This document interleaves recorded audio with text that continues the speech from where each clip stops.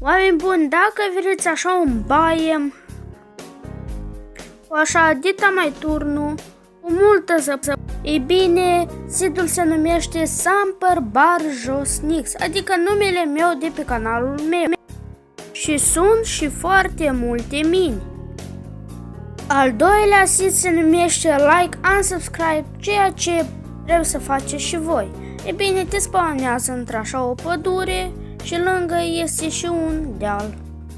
Un crater mare și ceea ce va trebui foarte mult într-un survivor este satul, care puteți să luați multe animale pentru mâncare sau fân, să faceți trade-uri cu villagerii sau să omorâți și voi un island golem ca să primiți și voi niște fier.